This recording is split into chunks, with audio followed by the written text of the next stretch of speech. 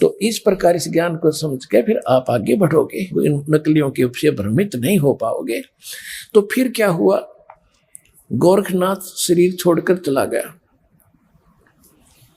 ये क्या करते हैं कि ये मुक्त होते नहीं, ये पितरलोक में चले जाते हैं। और पितरलोक में वहां यहां से मरे हुए जो सिद्ध थे वो सारे वहां इकट्ठे हो जाते एक जगह, और ये भी वहीं चले जाते हैं। जैसे पितर दादे परदादे मर गए, वो पितर बन गए, और फिर कोई मरता है वो पितर बनकर उन्हीं के पास जाता है, क्योंकि वो उन्हीं की पूजा कर रहा होता है, उन्हीं में आस्था होती है। इसी प्रकार ये साधु संत वहां चले जाते हैं। अब क्या होता है कि काशी में जो परमात्मा आए हुए थे, कबीर परमेश्वर जी, कबीर परमेश्वर जी की आयु उसमें लगभग 10 वर्ष की थी, 10 वर्ष की आयु थी। और उधर से स्वामी रामानंद जी वैष्णव साधु थे, उनका बोलबाला बनारस में, काशी में, उस पवित्र नगरी में घना था।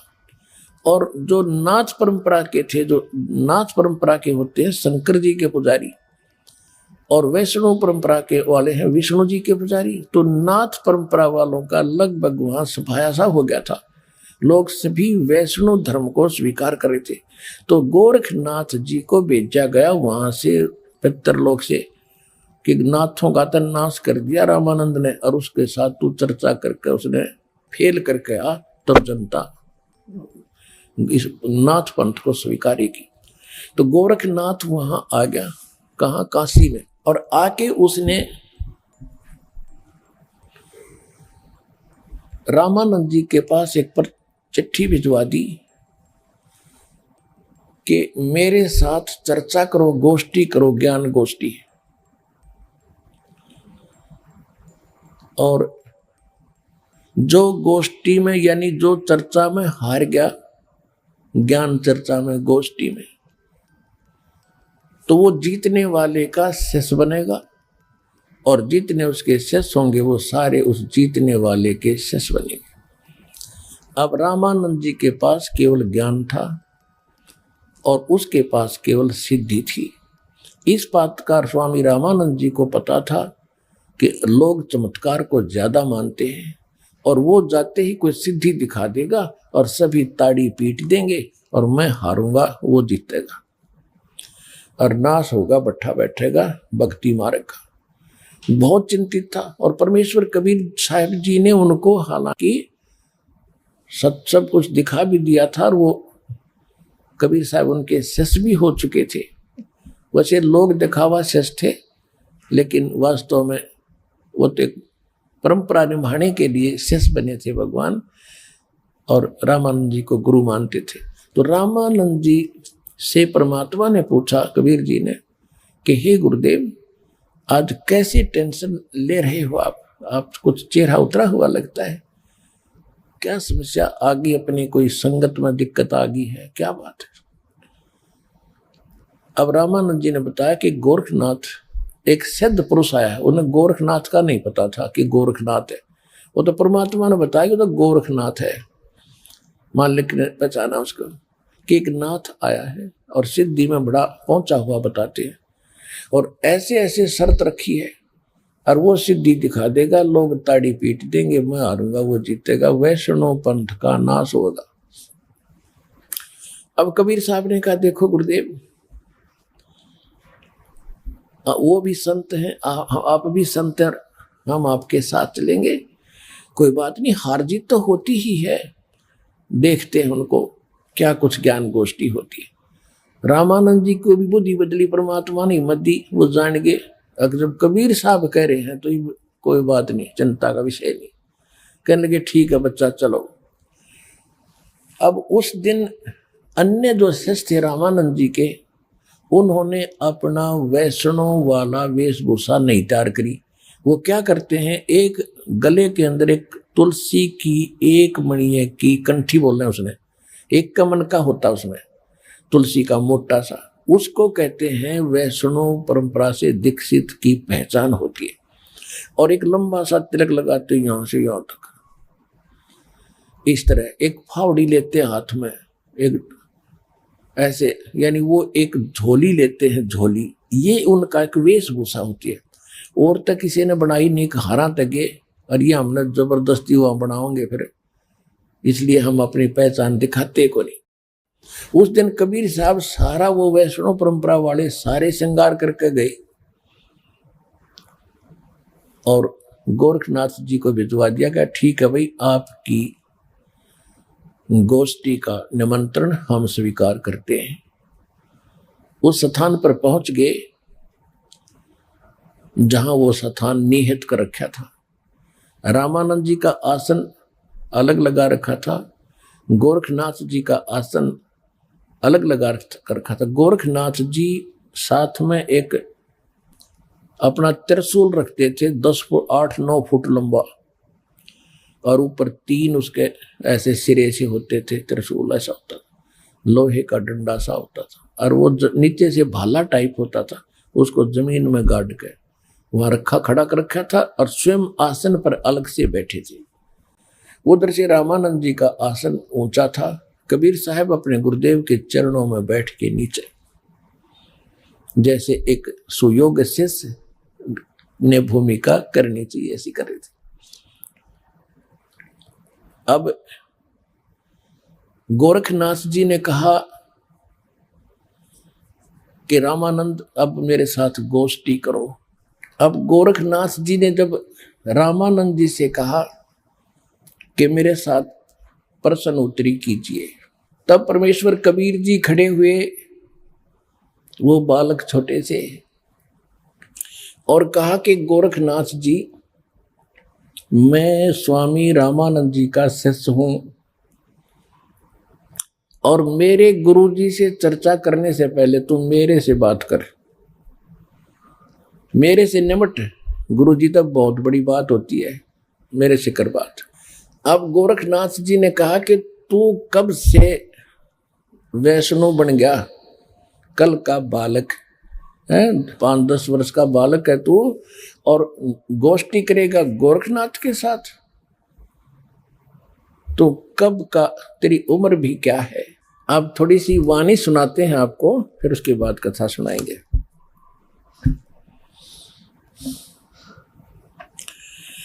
योगी गोरखनाथ प्रतापी, तासो तेज पृथ्वी कापी, काशी नगर में सो पग पर ही, रामानंद से चर्चा करही। चर्चा में गोरख जय पावे, कंठी तोड़े तलक छुड़ावे। सत्य कबीर शिष्य जो भयहु, ये वृंतांत सो सुन लेहु। गोरखनाथ के डर के मारे, वैष्णव नहीं बेख संवारे। तब कबीर आज्ञा अनुसारा, वैष्णव सकल स्वरूप संवारा। अब गोरखनाथ जी के पास रामानंद को खबर पठाई, चर्चा करो मेरे संग आई। रामानंद की पहली पौड़ी, सत कबीर बैठे तिस ठौरी। कहे कबीर सुन गोरखनाथा, चर्चा करो हमारे साथा। प्रथम चर्चा करो संग मेरे, पीछे मेरे गुरु को टेरे। बालक रूप कबीर निहारी, तब ये वचन उचारी। यानी कबीर परमात्मा को बालक रूप में देख कर गोरखनाथ जी क्या बोले? कब के बहे बैरागी कबीर जी, कब के बहे बैरागी। कि तुम कब से बैरागी बन गया, वैष्णव कब से बन गया, तू काल का बालक। परमात्मा क्या बोले? नाथ जी, तब से बहे बैरागी, मेरी आद अंत सुध लागी। क्या बताते हैं कि मैं कब से बैरागी हूं। धूं कार आद का मेला, नहीं गुरु कोई ना था चेला। तब का तो हम योग उपासा, और जब का फिरूं अकेला। धरती नहीं जद की टोपी दीना, तेरा बिरमा नहीं था जद का टीका। और शिव शंकर से योगी ना थे, मेरा तब का जोड़ी शक्का। द्वापर की हम करी फावड़ी, त्रेता का हम दंडा, सतयुग मेरी फिर दुहाई, और कलयुग फिरो नौखंडा। गुरु के बचन साध की संगत, अजर अमर घर पावे, कह कबीर सुनो हो गोरखे, हम सबको तत्व लखावे। कि ए गोरखनाथ, मैं जब तक ना ब्रह्मा था ना विष्णु था, उससे पहले का हूं मैं। इस बात को सुनकर गोरखनाथ जी ने क्या पूछा, अरे क्यों बात बना रहा है तू भक्त, तेरी उम्र क्या है? अब क्या बताते हैं परमात्मा, जो बूझे सोए बावड़ा, जो बूझे सोए बावरा, क्या है उम्र हमारी, असंख्य योग पर ले गए हम तब के ब्रह्मचारी, कोटि निरंजन हो गए परलोक सिधारी, हम तो महबूब हैं भाई सदा ब्रह्मचारी।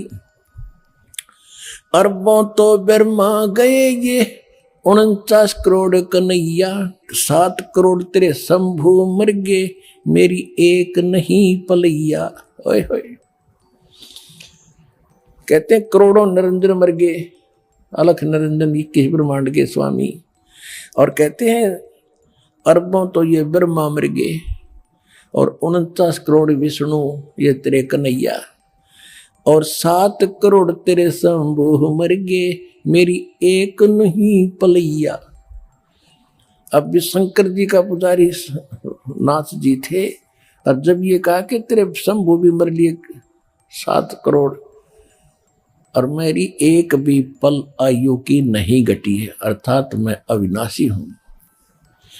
कोटन नारद हो गए ये मोहम्मद से चारी, देवताओं की गिनती नहीं ये क्या सृष्टि बिचारी, नहीं बूढ़ा ना बालक और ना कोई भाट भिखारी, कहे कबीर सुनो हो गोरख यह उम्र हमारी।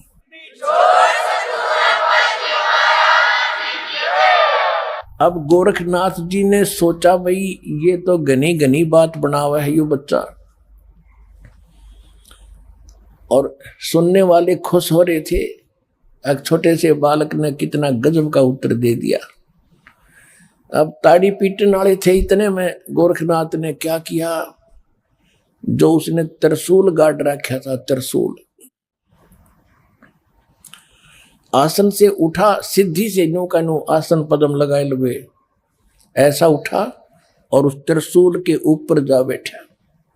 ये देखिएगा। और परमात्मा ने क्या किया, परमात्मा ने कहा कि गोरखनाथ अब मैदान छोड़कर भागा मत, आपकी और हमारी ज्ञान गोष्ठी की बात हुई थी, ये ड्रामेबाजी दिखाने की नहीं, ये जादूगरी दिखाने की बात नहीं हुई थी, ज्ञान की बात हुई थी। और ज्ञान कर बैठ ढंग से आकर यहाँ आसन पे, ये ड्रामा क्या दिखा रहा है।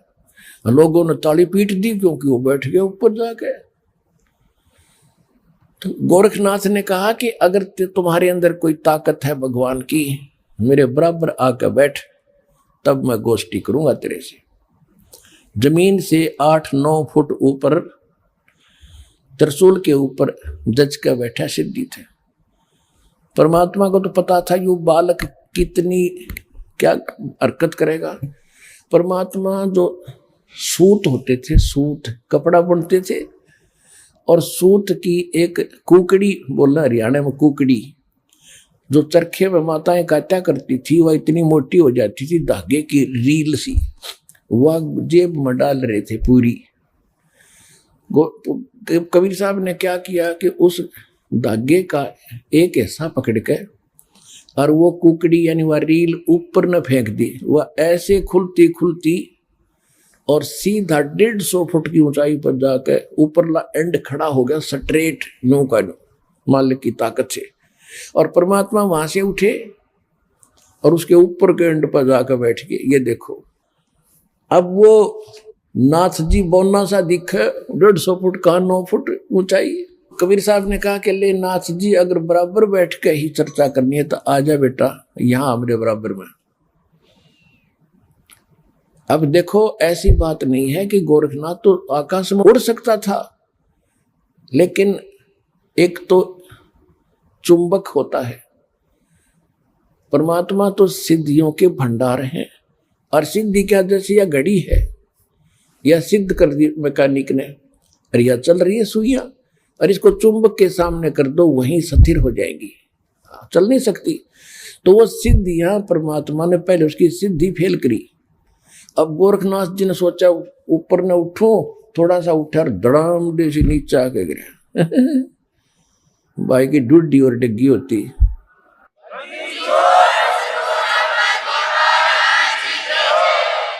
गोरखनाथ को पहली बार अपनी कोई हार महसूस हो रही थी उस जीव, पिछले जब तक वो सोजी में था। और कहते पहलवान होता है ना, तो कांटे के जो रेसलर होते हैं वो तो थोड़ी सी बात पर समझाते कहाँ मेरी हार होगी, और जो कंचने से होते हैं ना वो देह चढ़वा के मान्या करें।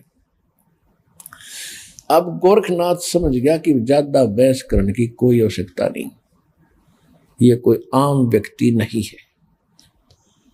तब उसने कहा कि हे कबीर जी, आप नीचे आ जाओ, अब मैं आपसे आपका ज्ञान सुनूंगा। तब परमात्मा ने उसको सारी सृष्टि रचना सुनाई। तो परमात्मा ने कहा कि आपकी एक शर्त भी थी कि जो हारेगा वो चेला बनेगा। आप हार गए, अब बनो चेला मेरा। गुरु जी का तो बाद में बनिए, पहले मेरा बने। तो वो कहने लगा जी ऐसा है, मैं कुछ ज्ञान और सुनूंगा, मैं प्रश्न उत्तर करूंगा। परमात्मा बोले कि कर ले, क्या प्रश्न उत्तर करेगा। तो उसने परमात्मा ने फिर परमात्मा कहा कि आप ही बताओ मुझे कि आप कहां से आए, आप कौन हो। ले मैं बताता हूं कौन हो। परमात्मा बोले सुन ले। अवगत से चल आया, मेरा कोई भेद मर्म ना पाया।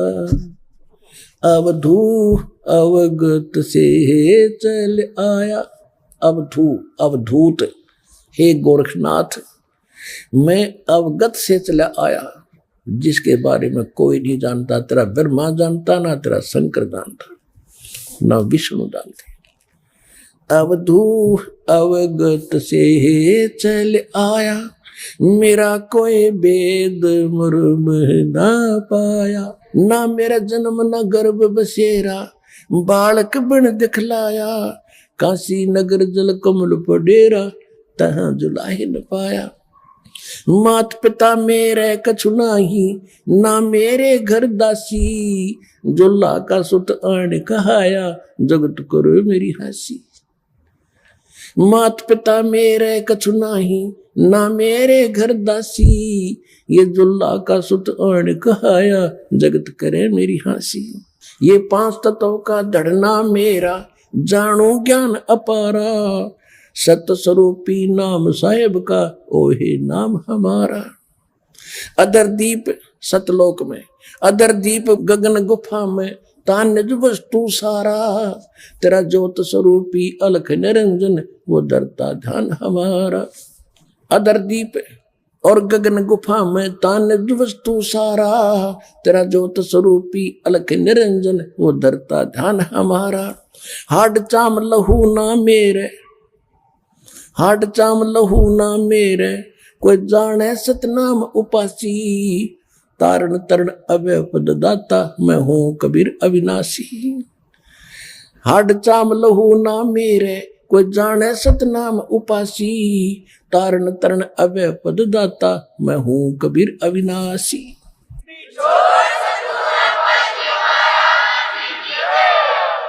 अपने आत्मा सूक्ष्म वेद में फिर गरीबदास जी ने बताया है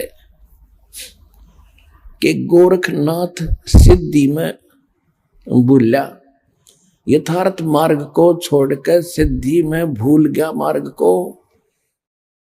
गोरखनाथ सिद्धि में भूला और टूने टामण हांडे फूला। ये मुर्दे तक को जीवित कर दे, पहाड़ को सोना बना दिया। इनको तो गरीबदास जी कहते वो मूर्ख टूने टामण करता फिरता था, उसको क्या मिला जीवन में? महिमा तो होगी पर मोक्ष रह गया।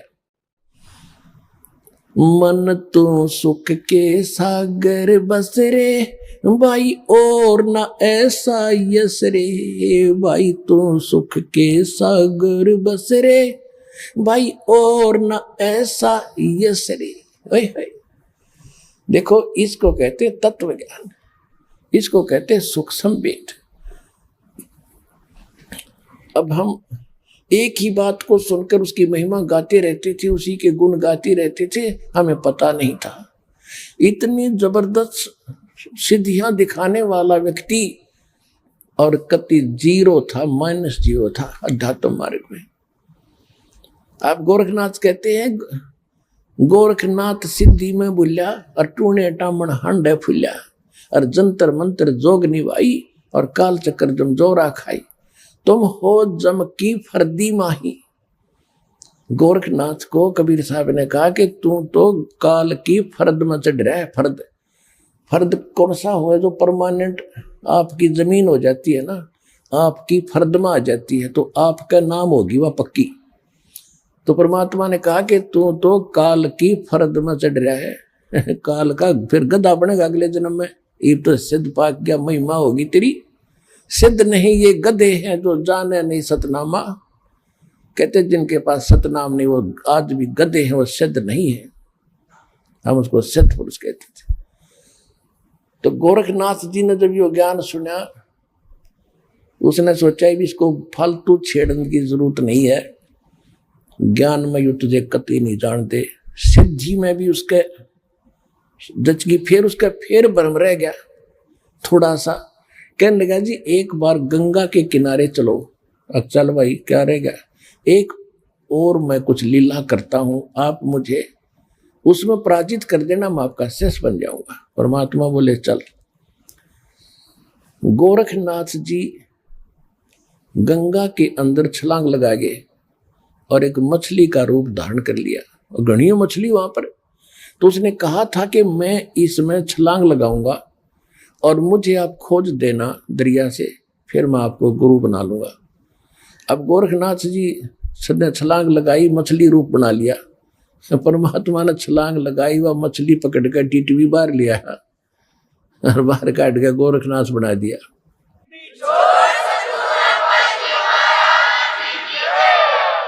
फिर गोरखनाथ चरणों में गिर गया। अपने आत्माओं देखो क्या बुरी करता काल हमारे साथ। अब भक्ति तो ये दास कराएगा आपको भगवान की दी हुई। जो सौभाग्यशाली और अच्छी तरह ज्ञान को समझेंगे वो तो सतलोक चले जाएंगे।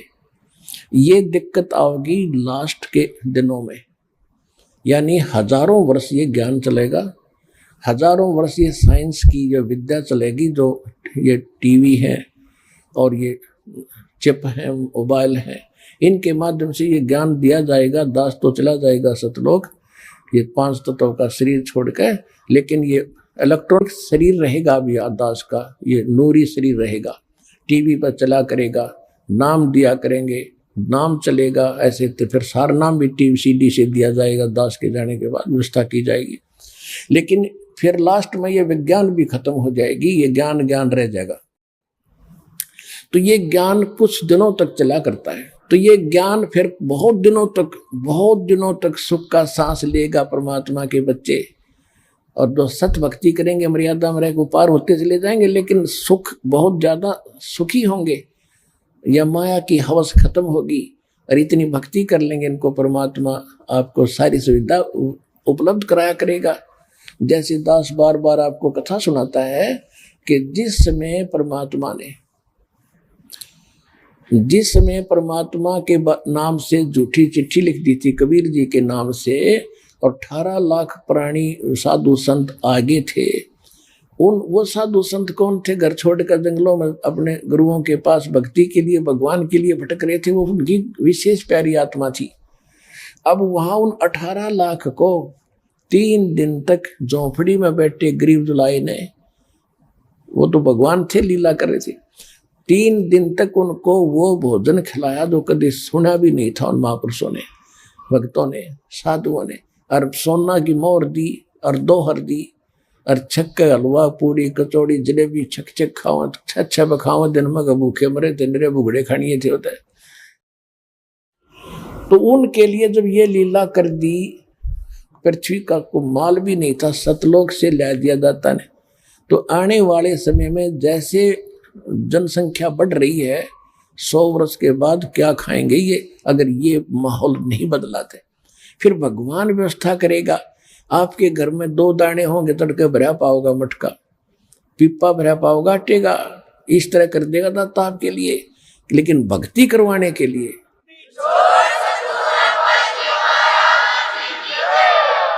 ये उनकी करेगा जो भक्ति करेंगे, और जो बकवाद चाहोगे वो अपना करते रहियो। ठीक है, जैसा भक्ति भजन करेंगे उनका लाभ मिल जाएगा, लेकिन वो उसमें से खड़ी रह जाएंगे। तो इसलिए फिर गोरखनाथ जी ने परमात्मा के चरणों में मत्था टेका, उनके शिष्य बने। अब देखो कितनी बढ़िया धोखा होता हमारे साथ। अब जो इस भक्ति को करके और पार हुए नहीं, देख कितना बड़ा बखेड़ा होगा उनकी जान में। कोई तो जाएगा, जैसे पूरी साधना करते हो आप, प्रथम मंत्र में गणेश जी का, विष्णु जी, लक्ष्मी का, ब्रह्मा जी, सावित्री जी का, शंकर भगवान, पार्वती का, दुर्गा जी के, ये सब नाम जाप करते हो। जो पार नहीं हुए, फिर ये आप अपने इस पुण्य की कमाई इनके लोकों में जाकर बहुत अच्छी सुविधाएं प्राप्त करके वहां ठाठ से देवता बनकर रहोगे। लेकिन बैंक बैलेंस भक्ति का आपका खत्म होगा। जब वहां से खत्म हो गए, फिर ओम नाम का जाप जो सतनाम के साथ आपने जाप किया वो ब्रह्म का बन जाता है। फिर ब्रह्मलोक में जाओगे, ब्रह्मलोक में हजारों युगों तक रहोगे, इतनी गजब की कमाई हो जाएगी आपकी। ब्रह्मलोक में जब पूंजी खत्म हो जाएगी, फिर आपको पृथ्वी पर पटकेंगे, पृथ्वी पर राजा बन जाओगे। कुछ सिद्ध बन जाते हैं जैसे गोरखनाथ जैसे, और फिर दुनिया में प्रसिद्ध हो जाते हैं। कर्म बिगड़ते बिगड़ते ऐसे बिगड़ जाएंगे, फिर गधे बन जाएंगे। और फिर कभी इसी युग में, ये प्राइम टाइम जो चल रहा है, 5505 वर्ष को युग बीत चुका है, उसके बाद ही दाव लगेगा। तो इस करके सावधान रहना, इस भक्ति मार्ग में विचलित ना होना। अब क्या है कि परमात्मा आए थे, ऐसे ही लीला किया करते थे। जिस समय गोरखनाथ हार गया और परमात्मा की लीला हुई, गोरखनाथ ने चरण पकड़ लिए, लाखों कई हजारों की संख्या में गोरखनाथ वाले और वैष्णो पंथ वाले परमात्मा कबीर जी के शिष्य हुए। पुण्यात्माओं, हमने परमात्मा की महिमा लीला कैसे भगवान माने थे। जैसे श्री कृष्ण जी ने,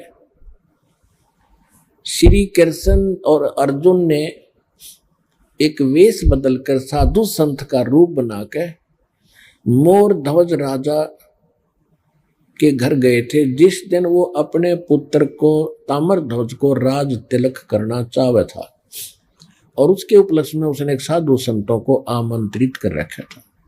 एक यज्ञ का अनुष्ठान था। उस यज्ञ के अंदर एक कंडीशन होती थी कि जो साधु संत खाने को मांगे वो देना पड़ेगा, नहीं तो यज्ञ नहीं मानी जाएगी।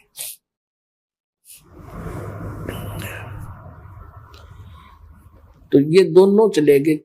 अर्जुन के मन में एक दोष आ गया था। अर्जुन कह रहा था चाहिए भगवान, क्योंकि ये शिष्य भी था अर्जुन, और अर्जुन कृष्ण का शिष्य था और रिलेटिव भी था। तो कह रहा था जी मैं आपका सेवक हूं, ऐसा कोई और नहीं है पृथ्वी पे। श्री कृष्ण जी ने उसका भ्रम निवारण करने के लिए वहां ले गए ताम्रध्वज राजा के घर पे। कहने का भाव यह है कि उन्होंने खाने को क्या मांगा, ताम्रध्वज। तो मोरध्वज ने पूछा जी भोजन खाओ। श्री कृष्ण ने साधु रूप में कहा कि हमारे साथ एक शेर है, वो सिंह बना, शेर ले रखा था, एक माया से अपनी सिद्धि से शेर बनाया था। और पुण्यात्माओं कहते हैं रामकृष्ण सतगुरु साहिबजादे ये परमात्मा की पुण्यात्मा है। कृष्ण और राम ये इसी समय भक्ति करके ये रह गए थे अनजान, और ये बन ठगे काल के, तो ये पुण्यात्माओं में से इनको जन्म दे दिया। अब इनकी रक्षा भी भगवान ही करता है। जब श्री कृष्ण जी ने वो माया रूपी शेर बनाया तो परमात्मा स्वयं आगे शेर रूप धारण करके कि इनकी काम बिगड़ेगा और ये गलती करेंगे और ये बेइज्जती होगी भगवान की, मेरी होगी। तो वहां जाकर उन्होंने क्या किया कि राजा ने पूछा जी क्या खाओगे भोजन। कृष्ण जी बोले कि पहले मेरे शेर को खिलाओ फिर मैं बाद में खाया करूं। और मेरा शेर मांस बकरे का नहीं खाएगा, पशु का नहीं खाता, ये मनुष्य का खाता है, नरभक्षी है। और मनुष्य का भी सुन ले, किसी पल्लेदार को मत पकड़ लाना, आपके परिवार के घर के सदस्य का एक का मांस खाएगा तब हम भोजन करेंगे। इब कहने का भाव ये है, इसको ज्यादा ना बढ़ाएं। आखिर में ताम्र ध्वज को चीरने का आदेश मिल गया बीचों बीच। ताम्र ध्वज को चीर दिया, फिर उसको जीवित कर दिया, मर गया था। और इस कारण से कृष्ण जी को भगवान मान लिया। अब परमात्मा ने कितने जीवित किए, आपको कथा सुनाता हूं। एक सम्मन नाम का मनियार था, बहुत ही निर्धन गरीब थे, दोनों पति पत्नी, उसकी पत्नी का नाम नेकी था और दोनों पति पत्नी परमात्मा के शिष्य हो गए थे, कबीर भगवान के ज्ञान से परिचित हो गए थे। एक उनका लड़का था 10-12 वर्ष का, उसका नाम सेऊ था। सेऊ, शिव कहते हैं उसे, सेऊ कहा करते उसको। तो तीनों के तीनों भगवान के ज्ञान में खूब रंगे हुए थे और जहां भी वो जाते थे सम्मन और नेकी पति पत्नी चूड़ियां पहनाने के लिए गांव नगर में, तो वहां परमात्मा कबीर जी की चर्चा करया करते थे कि हमारे गुरुजी इतने सक्षम है, हमारे गुरुजी इतने सक्षम है। ऐसे सिकंदर लोधी की जलन का रोग ठीक कर दिया, एक गऊ काट दी थी सिकंदर लोधी ने, वो जीवित कर दी। तो औरतें सुनती थी लेकिन मन में दोष रखती थी कि ये बेकार रखे गरीब आदमी, ऐसे कभी हो सकता है? अगर ऐसा होता तो ये होता वो होता, मतलब मन में अंदर दोष रखती थी, सुन अवश्य लेती थी। एक दिन क्या हुआ कि कबीर परमात्मा जी उनके घर चले गए। अचानक घर चले गए तो क्या देखा कि खाने का के लिए पूछा, 3 जने थे। इसी प्रकार एक कबीर परमात्मा जी ने एक कमाल नाम के लड़के को, 12-13 वर्ष की आयु का था, उसको मुर्दे को जीवित किया था। एक शेख तकी नाम का मुसलमान पीर था जो परमात्मा कबीर जी से ईर्षा रखता था। उसने ये शर्त रखती थी कि कोई मुर्दा जीवित कर देगा कबीर। सिकंदर लोधी राजा के सामने ये शर्त रखती थी, दिल्ली के बादशाह के सामने, कि यदि कोई मुर्दा जीवित कर देगा कबीर तो मैं कबीर जी को अल्लाह का अवतार मान लूंगा, नहीं तो नहीं मानूंगा। और मुसलमानों को कह दूंगा कि राजा काफिर हो गया है और काफिर को गुरु बना लिया है। सिकंदर लोधी चिंतित हुए, तब कबीर साहब ने कहा था कि टेंशन ना ले राजा, इसको कह दे कोई मुर्दा मंगा ले। परमात्मा की दया हुई, जिस दरिया के ऊपर बैठे थे ठहरे थे वहीं पर एक मुर्दा बालक, घर वालों ने उसको अंतिम संस्कार करके, मृत्यु हो चुकी थी बालक की, वो 100 भेज देते, जल प्रवाह कर दिया। कई कबीले ऐसे होते हैं जो दफनाते नहीं, जलाते भी नहीं, वो जल प्रवाह कर देते हैं। वो बच्चा मरा हुआ आ रहा था 100, तब कबीर साहब ने, सब हजारों की संख्या में सैनिक थे, अंगरक्षक थे, उस बच्चे को जीवित कर दिया था और वो बच्चा फिर परमात्मा के साथ बालक रूप पर रहा था। परमात्मा का अपना कोई बच्चा नहीं था। तो सभी ने कहा था जब लड़का जीवित हो गया कि कमाल कर दिया, कमाल कर दिया भगवान, आपने कमाल कर दिया, उसका नाम कमाल रख दिया। वो बच्चा भगवान के साथ परमात्मा ने पुत्र रूप में पाला। एक दिन उस कमाल का ये भ्रम हो गया था कि मेरे जैसा सेवक भगवान आपका और नहीं। अब उसकी फड़क निकालने के लिए गोरखनाथ, एक शेख फरीद जो परमात्मा, वो पहले गलत डलेड हुआ था, कुएं में भी लटक गया था, परमात्मा वहां पहुंचे थे और उससे कहा था कि भले आदमी तू क्या कर रहा है? कि मैं भगवान के दर्शन करने के लिए कुएं में उल्टा लटका हुआ हूं, तपस्या कर रहा हूं। तो परमात्मा ने कहा था कि मैं हूं वो भगवान, अल्लाह अकबर, जिसकी तू खोज कर रहा है। तो शेख फरीद कहने लगे कि बकवाद ना करे भगत, भगवान ऐसा थोड़ा ही होता है, भगवान देखा थोड़ा ही जाता, तो निराकार है, वो बेचून है। परमात्मा ने कहा भले आदमी, यदि परमात्मा निराकार है और आप उसके दीदार के लिए कठिन तपस्या कर रहे हो कितने वर्षों से, अब कुएं में भी अंतिम सांस गिन रहा है उसके दर्शनार्थ, और उधर से कहो निराकार है, तो दर्शन खा के करोगे तुम। अब कहते गाम का ज्ञान का तो चमका ऐसा लग गया, अगर ओ सेध जा एकदम बुद्धि बदल गई, रत तेरा गजब हो। एक तरफ तो हम बेचून कहते हैं, निराकार कहते हैं, फिर हम समाधि लगाते हैं, उसको देखेंगे, खा के देखोगे। देखने के लिए प्रयत्न कर रहा है। जब कौ इतना कमजोर हो गया था शेख फरीद, 12 वर्ष में 50 किलो अन्न खाया था, 50 किलो, ये देख लो 12 वर्ष में, यानी नाम मात्र रोजाना, कि भगवान मिल जाए किसी तरह, आलस ना हो। और कौवे आगे थे, यानी कति अस्थि पिंजर शेष रह गया था, कौवे आगे आंख काटने खातिर, कि और तस मांस की तो है नहीं आदमी के, आंख आंख खा ले। तब उसने कहा था कि हे कौव्यो, मेरे शरीर पर कहीं मांस बचा हो वो खा लो, मेरी आंख मत छूना, मैं भगवान के दर्शन करना चाहता हूं, आंखें आंखें छोड़ दे। इस डर से भाई बाहर रहूंगा तो कौवे खा जाएंगे, आंख फोड़ देंगे, दर्शन कैसे करूंगा, इस उद्देश्य से कुएं में लटक गया था उल्टा। तब भगवान गए थे कि यो मरेगा भगत, और खड़ा होकर उसको रस्से से लटक रहा था, बाहर निकाल लिया। वो लटका लटका कह रहा कि ए भाई मुझे छेड़े ना, मुझे ना छेड़, तू अपना काम कर, मैं अपना कर रहा हूं। उसने सोचा कोई पाली पूली बकवाद कर रहा है। भगवान ने कहा कि तू क्या कर रहे हो आप यहाँ पर बात महात्मा जी, कि मैं भगवान के दर्शन के लिए साधना करता हूं। परमात्मा ने कहा कि मैं हूं वो अल्लाह अकबर जिसको तुम देखना चाहते हो।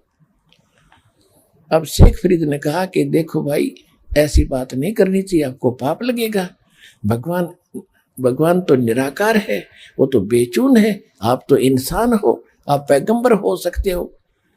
परमात्मा बोले मैं तो चलो इंसान हूं, और आप जिसको खोज रहे हो वो निराकार है, और वो वैसे कह रहे हो कि मैं भगवान के दर्शन करने चाहता हूं, मेरी आंख भी खराब ना करियो अभी। तो निराकार के दर्शन महात्मा जी करोगे कैसे? भले आदमी एकदम चक्कर काट गया, पैर पकड़ लिए नू के नू, कि अल्लाह तो नहीं मानने थे कि भगवान होगा, पर बाखबर जरूर है, यह जचगी की बाखबर है। तब परमात्मा ने उसको कहा कि इस देही से क्यों दुश्मनी कर ली तूने, भूख ढंग से रोटी खा, थोड़ी खा, घना मत खा। प्रथम अंदल संयम राखे, योग युगत सब सतगुरु भाखे। गीता अध्याय नंबर 6 के श्लोक नंबर 16 में कहा है कि हे अर्जुन, ये योग यानी भक्ति साधना, न तो न खाने वाली यानी व्रत रखने वाला कति खावे नहीं भोजन, या न अधिक खाने वाले का, न ज्यादा जागने वाले का, और न ज्यादा सोने वाले का कभी सफल नहीं होता। और सूक्ष्म वेद में कहा कि प्रथम अंदर संयम रखे और योग युग सब सतगुरु भाखे, कि परमात्मा सतगुरु बताओगा सही साधना कि भोजन इतना खावे, यानी घना भी नहीं खा ले तो अंगड़ाई टूटेगा, फिर भक्ति कैसे करेगा, नींद आवेगी। और थोड़ा भी नहीं खावेगा, कदम ऐसे रीढ़ की हड्डियां मुड़ जाए, आंत इकट्ठी हो जाए, ये क्या मतलब है? यानी हिसाब का खाना खावे, संयम से खाए और भक्ति करो। तो उसके बाद वो शेख फरीद जी भगवान के साथ रहते थे, उनको सही भक्ति बताई थी। तो शेख फरीद और कमाल और साथ में भगवान तीनों पहुंच गए उस सम्मन के घर पे। और जाते जब उन्होंने देखा आज गुरुजी, और उस दिन वो चर्चा कर रहे थे, उनका लड़का विशेष आग्रह कर रहा था कि एक बार गुरुजी अपने घर आ जा। तो गांव के बच्चे यूं कहते हैं माता जी कि तुम्हारे गुरुजी तो राजाओं के घर जाते हैं, गरीबों के कौन आवे, जब जाने तुम्हारे घर आ जा। जब देखे तुम कहते हो हमारे गुरुजी भेदभाव नहीं करते, जब जाने तेरे घर आ जाए। तो बच्चों से चिढ़ाते थे, वो बड़ा दुखी था। उस दिन चर्चा ही चल रही थी, तभी भगवान आकर वहां प्रगट हो गए। तीनों के तीनों गेट पर खड़े हैं और दौड़े दौड़े अंदर से पीछे वाली कुटिया से भागे आए आगे और खड़े खड़े स्तब्ध रह गए कि ये क्या स्वप्न देख रहे हैं कि सचमुच भगवान है ये। गुरुजी आगे, कहीं आशा भी नहीं थी उनको। तब कमाल ने कहा कि गुरुजी को बैठने के लिए भी कहोगे, खड़े रखोगे? तब एकदम स्वप्न सा टूटा, चरणों में गिर गए, दंडवत प्रणाम किया, फिर बैठ गए। अब सम्मन काफी देर गुरुजी के पास बैठे रहे, चर्चा चलती रही। फिर कहा जी भोजन की सुनाओ। परमात्मा ने कहा भी भोजन खाएंगे, पैदल चलकर आए हैं, सभी को भूख लगी है, बेटा तैयारी करो। अब सम्मन आया अपनी नेकी पत्नी के पास, कहा कि भोजन बनाओ गुरुजी के लिए, भक्तों के लिए। नेकी ने कहा कि घर पे इतने वीक थे वो, फाइनेंशियली इतने वीक थे, इतना निर्धन थे कि उनके पास उस दिन एक आदमी की भी रोटी नहीं थी, आटा नहीं था, ना कणक थी। तो नेकी ने कहा कि आज कोई आटा नहीं है, दाना नहीं है। तो सम्मन ने कहा कि ला तेरा ये चीर, तेरा ये ओढ़ना। देखो पुण्यात्माओं, द्रौपदी का चीर उतारने पर महाभारत हो गई थी, इज्जत और बेइज्जती का सवाल था। और वहां सम्मन कहता अपने गुरुजी की सेवा के लिए कि ला तेरा ये चीर, कपड़ा ओढ़ना, तेरी वायल, इसको मैं गिरवी रखाऊंगा और कुछ 2-3 सेर आटा ले आऊंगा। नेकी ने कहा कि मैं कई घरों में लेकर गई हूं इस वायल को, इस चीर को, ये फटा हुआ है, इस करके कोई गिरवी भी नहीं रखता। किसी ने आटा नहीं दिया, उल्टा ताने मार रहे हैं कि आज तो तुम्हारे घर फिर तुम्हारे भगवान आ गए हैं, वो तो तुम्हें वैसे ही खिला देंगे, तुम्हारे घर भर देंगे, वो तो बड़े बड़े चमत्कार करते। ये जानबूझ कर बकवास कर रहे हैं। आज हमें ये आटा जान कर नहीं दे रहे, नहीं तो उधारा तो वो भी दे दिया करें गांव के गांव में। तो जानबूझ कर, वो नगर पैसे वाला घना था, इसलिए वो मस्ती मारे थे गरीबों के साथ। गरीब को तो वैसे नहीं सताना चाहिए, और भगत को सताएगा तो घना पाप लगे। तो सम्मन बोला अब क्या करूं? वो तो कलीजा पकड़ के बैठ गया। जमीन पर चक्कर आने को हो गए। पहली बार गुरुजी आए मगर कर्महीन के द्वार पे, हे परमात्मा मैं कितना दुष्ट हूं, आज मैं अपने गुरुजी की सेवा भी नहीं कर सकता है, इस पापी को पृथ्वी पर क्यों छोड़ा दाता। ऐसी ऐसी बातें करके घना चिंतित हो गया। नेकी ने कहा कि चिंता ना करो, कुछ यत्न करो। क्या यत्न करूं? अब सम्मन ने पूछा कि ऐसे करो, अब तो गुरुजी से कह दो कि जी सुबह भोजन कराएंगे। ये खूब समझ जाएंगे, महात्मा है, दोबारा जिक्र नहीं करेंगे। तो सुबह कहां से लाएंगे? सम्मन ने कहा कि सुबह कहां से आएगा, झूठा और बनूंगा। तो नेकी ने बताया कि रात्रि के समय तुम चोरी करने जाना पिता पुत्र, और 3 सेर आटा चुरा लाना किसी का, महात्मा को संतों का भोजन करा के और इनको विदा कर देंगे। तो शिव जो लड़का था छोटा सा, प्रतिदिन सुना करता सत्संग में कि हे माता जी, गुरुजी तो कहते हैं जो चोरी करते हैं उनको बहुत पाप लगता है, वो माँ अपराधी व्यक्ति होते हैं, और आज हमें चोरी करने की आप सलाह दे रहे हो, आपको पाप लगेगा। तब उसने कथा सुनाई, बेटा इस नगर का हमने अन्न खाया है, और इस नगर के अंदर माया ज्यादा है, पैसे घने हैं इनके पास, इनकी बुद्धि घूम गई, ये भगवान से नहीं डरते। और बेटा अगर साधु गुरुदेव यहाँ से भूखे चले गए ना इस नगरी का, उनको सब मालूम है ये क्या कहानी हो रही है, तो ये दोष इनको लगेगा, और ये सारा गांव भी नष्ट हो सकता है, खत्म हो जाएंगे सब। एक कथा सुनाई कि ऐसे एक नगर था, उसमें पैसे वाले लोग घने थे, साधु संतों का आदर करना छोड़ दिया था। उस नगर के पास एक सिद्ध पुरुष आके रात्रि में रुक गया, उसके साथ एक बच्चा था, उसका चेला था। वो खाना मांगने के लिए नगरी में गया, तो उस नगरी ने सब ने मजाक कर दिया कि तू मस्टंडा है और खाने कमाने के योग्य है, और तुम मांगते फिरते हो, हमारी मजदूरी कर लो, पल्लेदारी कर लो, चलो तो रोटी मिल जाएगी। वो सारी नगरी में घूम कर खाली हाथ चला गया। संत ने पूछा बेटा क्या बात हुई? उस भगत ने कहा, शिष्य ने कहा गुरुदेव ऐसी नगरी मैंने नहीं देखी, सीधे मुंह बात भी नहीं करते और ऐसी ऐसी बकवास कर रहे। सिद्ध ने कहा कि तू सुबह फिर जाना। अब वो सुबह फिर गया। सुबह गया तो वही बातें, फिर वो वापस आ रहा था। रास्ते में एक कुम्हार था, कुम्हार का घर था, विधवा थी वह कुमारी, 5-4 बालक थे छोटे छोटे, वो खुद काम करके गुजारा कर रही थी। अब उसने वो बच्चा श्याम को भी जाते देखा था, उसको मालूम था कि कोई अन्न नहीं देगा। और कुछ साधु संत ऐसे होते थे जो छोटी जाति वालों का भोजन नहीं लेते थे, इसलिए उसने टोका नहीं, कहीं श्राप ना दे दे। तो जब वो बच्चा अगले दिन भी खाली जा रहा था, कुमारी के घर से ही रास्ता जाता था आसपास से, तब उस कुमारी ने, बहन ने कहा कि महाराज जी भोजन नहीं मिला दिख है। अगर नहीं माता जी नहीं मिला, कि मैं हूं कुम्हार जाति से और ये आटा ले जा, तेरे गुरुजी को बता देना, वैसे मत कहना कि एक कुम्हारी ने दिया है, इच्छा हो तो खा लेंगे, नहीं डाल देंगे कहीं चीटियों को। अब वो लेकर के चला गया, उसने सारी कहानी बताई दी। उस नगरी में तो जालिम लोग रहते हैं और ये आटा ऐसे एक माई ने दिया है, वो कुम्हार जाति से है, आपकी क्या आज्ञा है भगवान।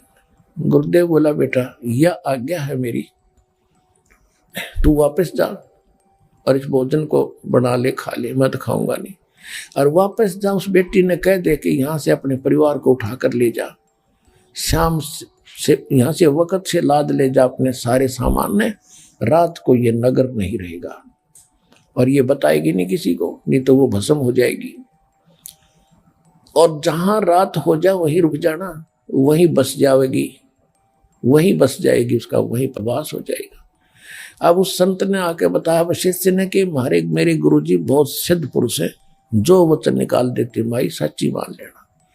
और उन्होंने कहा तू यहाँ निकल जा अपने सारे साजबाद ने लेकर, जहां तुझे रात हो जाए वहीं रुक जाना, वहीं तू बस जाएगी और रात को ये पूरा नगर खत्म होगा। इन साधु संतों को भूखा रखा है।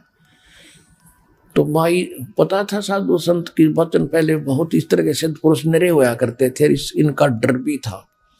माई ने जब लाद लिए सारे भाषण गधों पर और चलते चलते वहां रुक गई, जाकर वहां से उस नगर से थोड़ी सी दूरी पर 10-15-20 किलोमीटर वहां रात होगी, वहीं रुक गई। और रात को वो सारा का सारा नगर कति नाश हो गया। ये साथ में एक अग्रोहा स्थान है, यहाँ ज्यादा सेठ रहते थे पैसे वाले, ये एक सिद्ध पुरुष ने खत्म किया था। यहाँ से एक माई चली थी, वो कुम्हारी, एक कुम्हारिया गांव बसा है उस कुम्हारी के नाम से।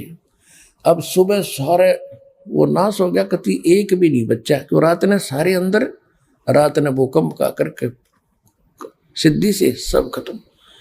अब जब ये पता चला क्षेत्र वैसे गांव गर्क गया, गांव नष्ट हो गया, कौन बचा है? उस माई ने बताया कि मैं बची हूं, और एक साधु ने ऐसे बताया था, उन्होंने ऐसा ऐसा किया और मेरे को बता दिया था, मुझे बताने का आदेश नहीं था, मैं उनको नहीं बता पाई। तो सबको इतनी हमदर्दी हुई उस माई के ऊपर, गरीब, और भगवान की कृपा होती है कि वहां उसको कई सैकड़ों किले जमीन दे दिए और वहीं बस गई, उसके नाम से कुमारिया गांव बसा हुआ। अपने आत्मा नेकी ने अपने पुत्र से कहा बेटा अगर तुमने इस नगरी के तुम हितकारी हो तो चोरी करके लाइयो बेटा, अगर ये संत भूखे चले गए, गांव गर्क हो जाएगा, इसका बेड़ा गर्क हो जाएगा बेटा, अब तुम देख लो, चोरी को दान कर दे बेटा, चोरी नहीं है। और हम साधु संतों के लिए हम नहीं खाएंगे एक दाना भी, ये पर्ण पक्का है। संबंध से वो बोला वहां बिल्कुल सही है, इस नगरी की हम रक्षा करेंगे, तो हमारे साथ कुछ भी बनो। दोनों बाप बेटा रात्रि में एक सेठ के घर पर जाकर सुराख लगा लिया दीवार में और सेव अंदर चला गया। पहले सम्मन कह रहा था बेटा तू बाहर रहे, मैं जाऊंगा। सम्मन सेव ने कहा कि नहीं पिताजी, आपको पकड़ लेंगे तो इस लाला जी की राजा तक पहुंचे, आपको फांसी लगवा देगा, और मैं बालक हूं, मुझे बालक समझ कर छोड़ देंगे। तो सम्मन कहने लगा अगर तू मर गया तो फिर मैं क्या करूंगा जी का बेटा, नहीं तू बाहर रह, मैं जाता हूं। नहीं, सेव नहीं माना, कहने का भाव कि सेव प्रवेश कर गया।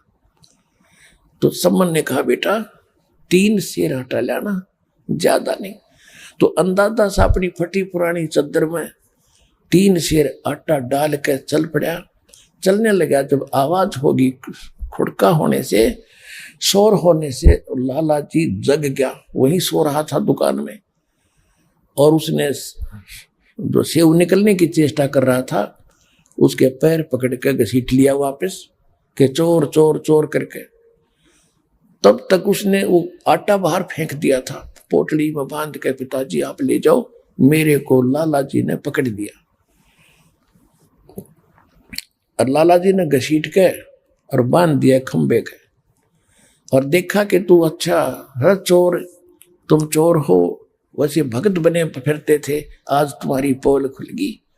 तब सेव ने कहा लाला जी हम चोर नहीं है, हमारे घर हमारे गुरुजी आए हैं और उन हमारे पास कोई आटा नहीं था, उधारा भी नहीं दे रहे थे, कोई किसी प्रकार भी गिरवी रखने से भी नहीं दे रहे थे, हम नहीं खाएंगे, 3 सेर आटा लिया है, हम आपका फिर दे देंगे कुमा करके।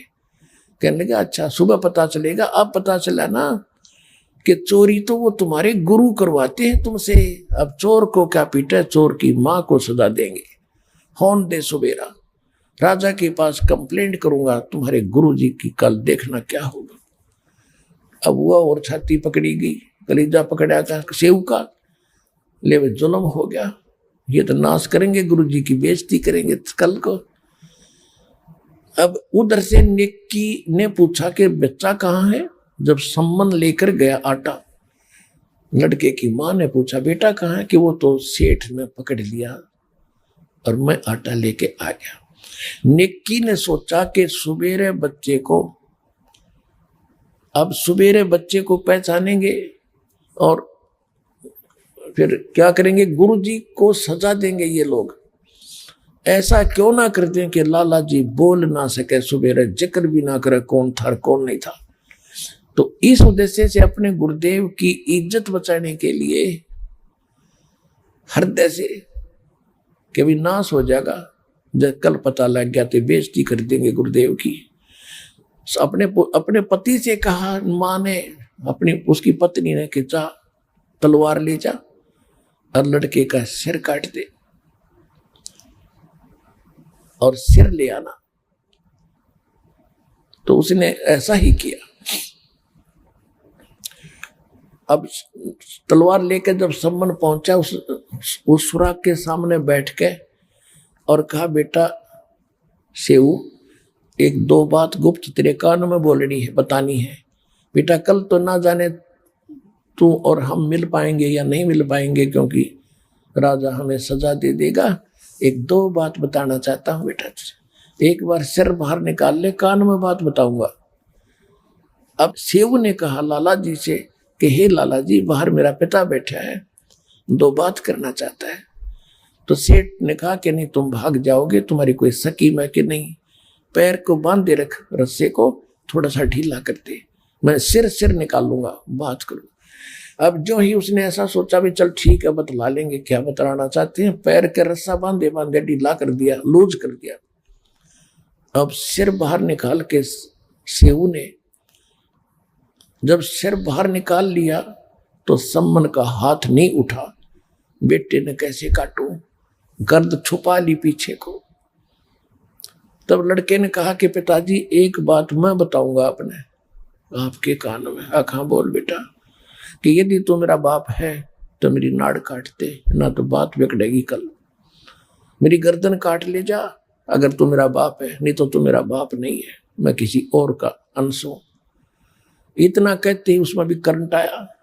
तब बच्चे की मुख से बात सुनकर उसने सिर काट दिया सम्मन ने, और चोटी पकड़ कर घर ले गया, ऊपर शीश को। उधर से लाला जी ने देखा कि ये तो 302 का मुकदमा तेरे लगेगा। उसने क्या किया, उस बच्चे को घसीट के धड़को और एक पजावे में जाके गिरा। गड्ढे से होते थे जहां कुमार लोग मिट्टी मुट्टी खोदते थे, गड्ढे एकांत में, वहां गिर डालिया और अपनी वो दीवार बंद करके और लीप लाप के उसका रेता मार के ऐसा कर दिया जैसे कुछ हुआ ही नहीं। उधर से जब सम्मन उस लड़के के शीश को लेकर गया, नेकी ने पूछा, कहा कि अब फिर वापस जा। अब सेठ उसने कहीं जंगल में डाल कर आओगा लाश को, शेष शरीर को, धड़ को, और उसको भी उठा लिया। कदे कोई दिन में फिर बात चल है कौन है किसका मर गया, इंक्वायरी चल है और बच्चा पहचानना चाह। अब फिर वो गया समन जहां उसकी घसीट जा रही थी, लाला जी ताकत अपना बैठ गया करके शांत, और वो लिया फिर उसने ठा के बच्चे के लाश को चादर ढक के और लिया के कोने में डाल दी झोंपड़ी के, और ताक में अलमारी के एक ताक में रख दिया सिर। और बेटा का कत्ल हुआ पड़ा, सतगुरु की सेवा में नेकी सम्मन कहने लगा रोइए मत, रो भी पड़ी ना आंखें मांसू आगे गुरु जी ने पता लग जाएगा और भोजन नहीं खाएंगे। तो उन्होंने माँ ने रोटी बनाई और वक्त से 5:30-6 बजे से कहा कि जाके कहते गुरुदेव ने शाम की भूख लगी है, भोजन जल्दी बना दिया, खा लो। और जल्दी जान की कह भी रहे थे हमने सुबह जल्दी जाना है, तो ये खाकर चले जाएंगे कि इनको पता नहीं लगेगा, नहीं तो रोटी नहीं खाओगे। समन ने कहा कि आओ महाराज भोजन तैयार है। तीनों परमात्मा कबीर जी और दोनों कमाल और फरीद जी उन वो बैठ के एक तरफ भगवान का आसन लगा दिया कबीर जी का, और 3 बर्तनों में भोजन सारा जितना बनाया था 3 पात्रों में डाल के धर दिया, 3 दोनों में पतलों में। थाली भी ना थी, बेचारे गरीब होंगे। तो परमात्मा ने कहा भी ऐसे नहीं, इनको 6 भागों में बांटो, 3 तुम हो 3 हम हैं, सारे मिलकर बैठकर प्रसाद बनाकर प्रेम से खाएंगे, तुम भी तो मेरे बच्चे हो। अब समस्या आएगी कि डालो डालो 6 जगह डालो। अब उन्होंने 5 जगह डाल कर रख दिया कि नहीं 1 जगह और डालो। अब वो कह रहे थे जी बच्चा कहीं बाहर गया है खेलने के लिए, देर से आएगा, कि नहीं आ जाएगा, जब खा लेगा उसको छोड़ देंगे, बैठ जाओ। तो उन्होंने सोचा चल ऐसे भी ठीक है, ये छोड़ देंगे, गला डला डलाया, बात खत्म हो जाएगी। 6 जगह कर दिया। तब परमात्मा ने कहा कि आओ सेऊ जीम लो, ये प्रसाद प्रेम, और सिर कटते हैं बेटा चोरों के, संतों को नितक से। सेऊ धड़ पे शीश चढ़ाओ, बैठा पंगत माही, और नई निशानी गर्दन के, यो ओ सेऊ अकनाही। बोलो कबीर भगवान की जय हो।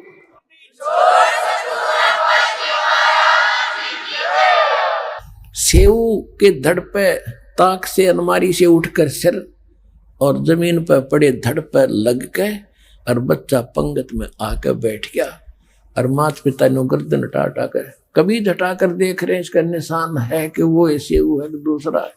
अंदर जाकर देख काहे हम इतने नालायक हो गए जो पेटा भरा, जब कभी आंखें देख ले वहां केवल रक्त के कण पड़े थे, कुछ छींटे लगे हुए, बच्चा बाहर बैठा, उसके निशान भी नहीं, और अपने हाथों काट रखा बच्चा। समर्थ का शरणाग हो रंग होरी हो, भाई कदे न हो ऐ काज राम रंग होरी हो।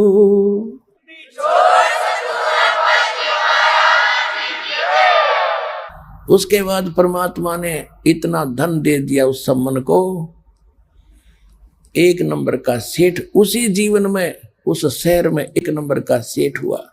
अब यहां गरीबदास जी कहते नुक्ते ऊपर रिजयगारे, करोड़ कर्म जल जा तुम्हारे। इतना समर्पण होकर देखो इस कबीर भगवान पर, ये नुक्ता था, वो कोई शौक नहीं था बच्चा काटने का, उन भगवान की इज्जत के लिए कि हमारे परमात्मा की गुरुदेव की बेइज्जती ना हो जाए। इकलौता पुत्र काट दिया, आंखों मासूम नहीं आन दी, तो कहते इनसे प्रसन्न होगा भगवान, इतने सेक्रीफाइस से। कहते नुक्ते ऊपर रिजयगारे और करोड़ कर्म जल जा तुम्हारे। तो अपने आत्माओं तुम ऐसे भगवान की शरण में आगे हो, सच्चे दिल से भक्ति करो, कति आत्मा से, और फिर देखना पल पल में कितने चमत्कार आपको देगा, आप सोच भी नहीं सकते, और मोक्ष देगा।